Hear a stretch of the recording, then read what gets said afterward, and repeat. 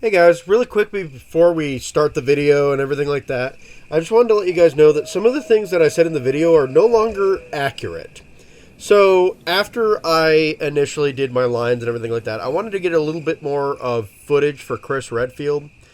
And when I say I didn't like the game, because I didn't care much for it, I didn't hate it outright, I had my fun with it, but at the same time, the first half of the adventure was really rough on me, and that's what I wanted to emphasize. However, I did state that the more you play it, the more you'd probably like it and enjoy it. And when I was playing as Chris, something clicked. And I got way more footage than I wanted to. I basically went through half the game with him, even though I'm only meant to do a little bit. So I did end up actually getting footage for Rebecca, because I state later on in the video that I didn't have any time for getting footage of her, blah, blah, blah. I totally did now. So I did actually play as Rebecca. I did see her in the campaign. So there's that too. Just wanted to kind of quickly let you guys know about that and emphasize the fact that the video was supposed to kind of talk about how the first half of the campaign was rough. But because I was kind of sick that day, thanks to my sinuses draining and me taking a Claritin of all things, I probably don't sound all that enthusiastic doing this video. And I apologize about that. That's not quite what I wanted to convey. I did want to make sure that you guys knew that the game was, good. I stand by what I said, not the way I said it, so to speak. And like I said, I did end up kind of enjoying it on my second run through, more so than my first. So there's that. Okay, back to the video. Please enjoy. So for those of you who don't know, I'm not the biggest fan of Resident Evil. I've only played it once or twice, very briefly, helping friends with a few riddles once. I didn't even recognize the male character enough to see if it was Leon or Chris. That's about how much I played. Surprisingly, it was Chris at least once. Yeah, I came across one of the same puzzles in my playthrough here, so that's fun. Turns out it was this exact remake that I played. There was a puzzle that I didn't see, though, so I'm not entirely sure if this is the only one anymore. Maybe I played one of the other games back in the day. Well, regardless, my history of Resident Evil may begin and end here. But the series started much further back. This is a remake of the original that I'm playing after all. But shockingly, the history got its faint beginnings on the Famicom, Nintendo's Japanese exclusive console that was basically the NES but Japan. Ladies and gentlemen, for those of you who don't know yet, let me introduce Sweet Home, one of the earlier survival horror games. It's heavily based around a Japanese movie of the same name, and yes, it was developed by Capcom. It's also an RPG that was turn-based, hence why I didn't actually play it for this review. But there are fan translations out there if you want to emulate it and you're interested in it. A lot of concepts from the creepy door animation to the limited inventory are ripped directly from this game, along with the idea of the mansion being the main level. Meanwhile, Resident Evil was, of course, originally developed for the PlayStation market. It was an absolute banger of a title and is the only original PS Resident Evil game that you can get your hands on. At least currently. Resident Evil 2 and 3 aren't up for emulation on the PS market on the PlayStation 5. Resident Evil 1 is also on the miniature PlayStation console, so there's that too. However, the remake of the original Resident Evil was a Nintendo GameCube exclusive. It was similar to Sweet Home, and this stayed that way for some time. It wasn't until the HD remaster, to my knowledge, that it finally hit other consoles outside of Nintendo, which is fine by me. I did play this on the PlayStation 5 after all. So let's get this started and piss off YouTube censorship by the title alone. So let's do it. Let's take on the T-Virus! So the story begins and, you actually get to play as Chris or Jill for this game. You can play through both scenarios. I only played a little bit of Chris versus an entire playthrough of Jill. Chris focuses more on Wesker, I'm guessing, while Jill focuses more on her partner, Barry. I'll try to sum up the story, but note the character writing changes ever so slightly. So you are part of a special task force by the name of STARS, which is sent to look for some former teammates. The team you're on is heavily ambushed by a pack of mutant-looking dogs that are aggressive as all hell, and they begin picking off your team one by one. It is up to you to investigate a nearby manor and try to escape while dealing with a colorful group of zombies and monsters in the manor itself.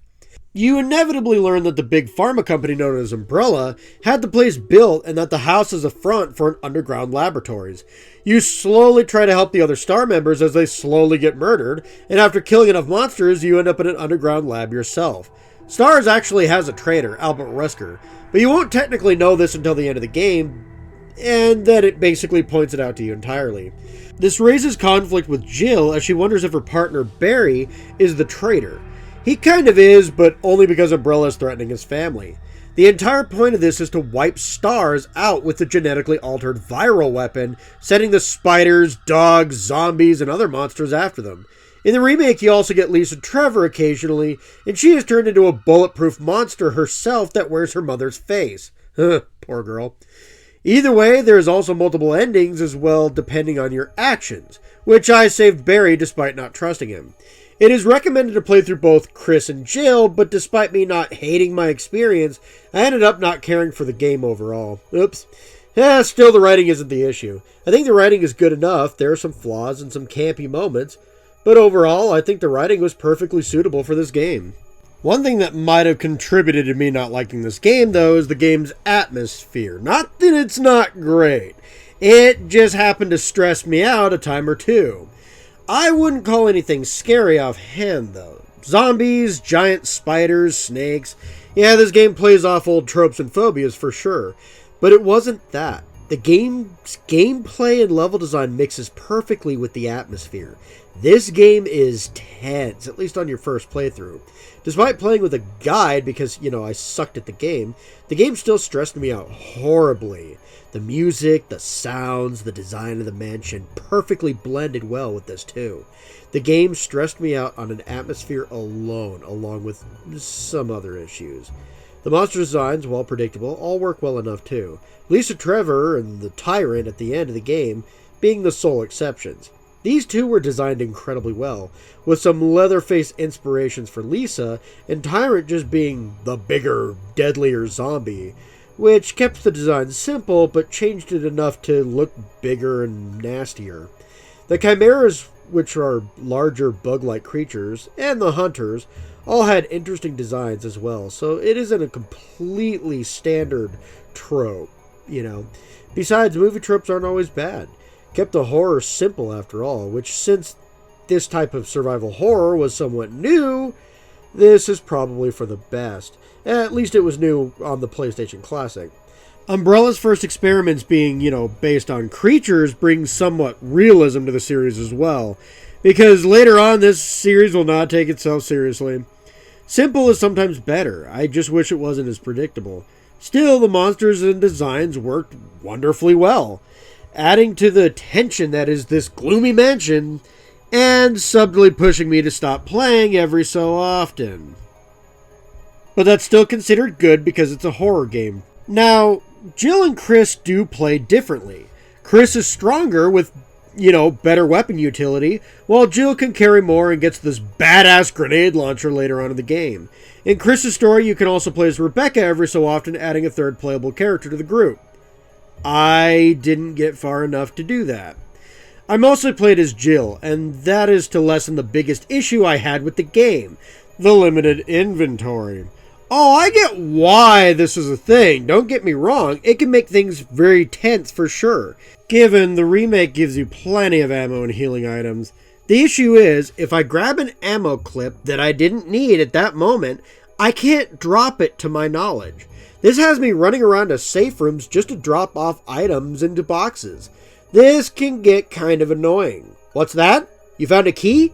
Congrats, but that takes up an entire item slot. Oh, you picked up ammo for a gun instead? Oops. Now take your items to the nearest safe room, drop them off in an item box, and hoof it all the way back to where the key was. What's that? Certain safe rooms get more dangerous when you go to them multiple times? Well, doesn't that suck? Alright, hang on, let me clarify this. Because it's not the safe rooms that get dangerous, it's the areas around them. I don't know why I wrote this in the script. Anyway, I hate this mechanic with a passion. There were so many times I had to head back through a zombie-infested hallway just because I couldn't drop things I really needed. The good news is that I had more than enough healing supplies and ammo. The bad news is most of my footage is just me running between areas on accident. What is there to add tension becomes increasingly annoying in the larger areas. Oh well. You have a lot of options when dealing with monsters of the house. You can have weapons like daggers and stun zappers in case a zombie gets too close to you. You can combine health items, increasing their potential too. You get different weapons, the shotgun, the pistol, the magnum, and with Jill, the grenade launcher. All of these have different effects, but none of them do anything too awfully special. I love the pistol, and I had way too much ammo for it. The shotgun has great coverage and was easier to aim. The assault shotgun was just a stronger version of that too. You can aim up or down to help with enemies on the ground or help from above too, but combat isn't your main choice either. You want to avoid combat if you can. It is super easy to get overrun with zombies, especially as Jill, as she aims slower and reloads slower. Hell, you're given close combat options which are about worthless unless you really need ammo. Getting close to a zombie is incredibly dangerous. Every other monster, it's just stupid to try with. You mostly want to slowly walk past zombies if possible, or use the area to your advantage. You can also burn zombie bodies, but that requires more item slots taken and more item management. Less with Chris, more with Jill. Some puzzles need this too. Find a special book, open it, and find secrets within. Have two items that look like they fit together? Try combining them. You can find weird part in this wall over here? Try using your items. Yeah, things don't automatically get used, some of which you have to select items to use, leading to more item management to find the right key items. But it is puzzle solving after all. This game probably gets better after repeat playthroughs, honestly. Once you get a feel of what you're supposed to be doing in this game, it loses its atmosphere for sure, but this part of the game does get a little better. Overall, nothing here is too bad, but not being able to drop supplies that you don't need would have made things a lot easier. Giving you a chance to maybe permanently lose ammo? I don't know. I did notice that once I kind of knew what I was supposed to be doing, with Chris even, who has less item slots no less, things were a lot easier because I got practice in this whole entire area with Jill. So again, this is just a big problem with first-timers, I'm imagining. So believe it or not, there's more areas to this than just the mansion. But the biggest and most open-ended area is indeed the mansion. This is also the first area you traverse, and it's probably the hardest. You are basically finding trinkets and keys all over the place, finding what opens what, and not everything will be open when you first leave the manor. This is where the item issue will be the worst, if I'm honest. However, the manor was a very stressful area, and the remake also has crimson heads. Oh, these are fun. If you don't blow off a zombie's head or burn the corpse, they will eventually become stronger, faster, and way more aggressive when you return later on. I knew this would eventually happen, but it started up a lot quicker than I expected. Crimson heads are dangerous, especially in bigger groups. You can burn corpses that you make, but these require specific items to deal with. Thankfully, you can catch more than one body at a time if they die close together. The other areas are more straightforward. There's still some back and forth, but not nearly as much compared to the manor. You have the residence and the aqua ring, which are smaller areas with spiders and sharks as you deal with puzzle solving and monsters. You also have the tunnels, which aren't too awfully hard to figure out, and the lab, which is bigger but also somewhat linear in design. The real issue is the difficulty kind of does the opposite of what it's normally supposed to do, making the start of the game a lot harder than the rest of it. Oh sure, they add in harder monsters to deal with, like spiders, hunters, poisonous snakes, sharks, and chimeras, but at that point you should be pretty prepared for them. The boss fights are interesting though. None of them are bullet sponges, which is great since you kind of need to keep a limited amount of ammo, but they're definitely stronger than the normal, everyday monster. The only thing you may need to do is save every so often, as if you get stuck with a boss and you only have a handgun, you might be in a world of hurt. That being said, some boss fights you can outright skip. Neptune can be electrocuted with some puzzle solving, at least on Jill's scenario, and also in Jill's scenario, the plant monster can be skipped entirely. Yeah, you just need to puzzle solve for these guys. Tyrant is a beast, but with enough ammunition saved up, he isn't even that bad, because at this point in time, you should be pretty used to actually avoiding monsters and firing all at the same time.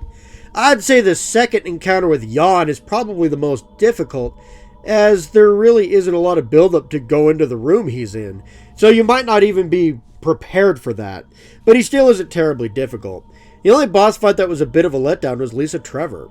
She's a part of the remake only, and honestly her boss fight is just incredibly disappointing. You move a bunch of blocks and you might have some help, you might not. It's kind of hard to say. But that's it. It's kind of almost like, she's an afterthought. Something to add to the remake, but not really much there. The prototype Nemesis that, predates Nemesis, but not really. Yeah, I wasn't the biggest fan of Lisa Trevor, sadly.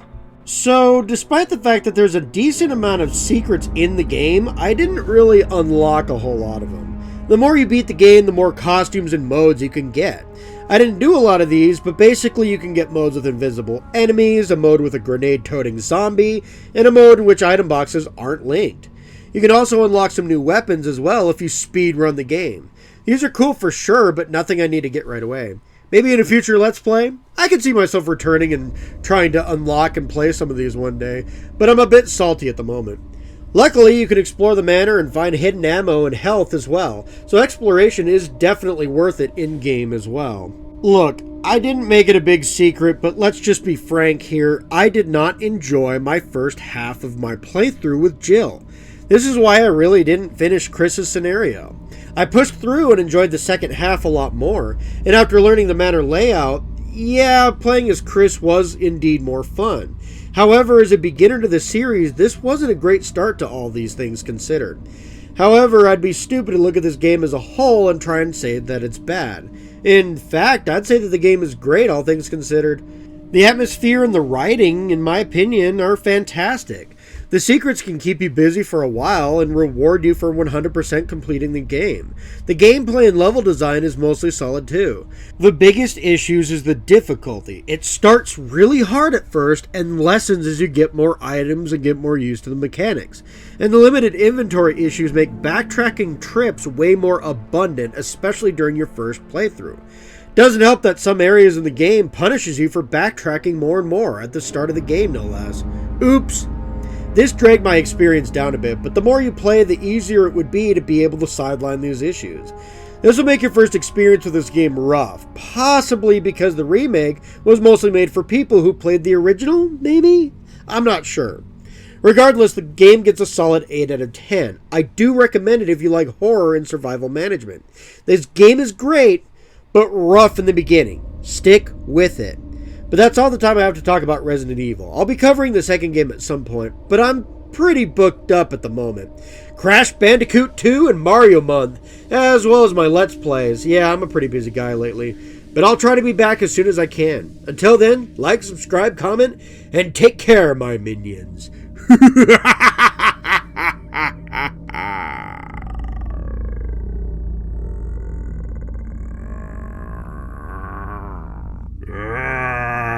Oh, crap, I think I got bit.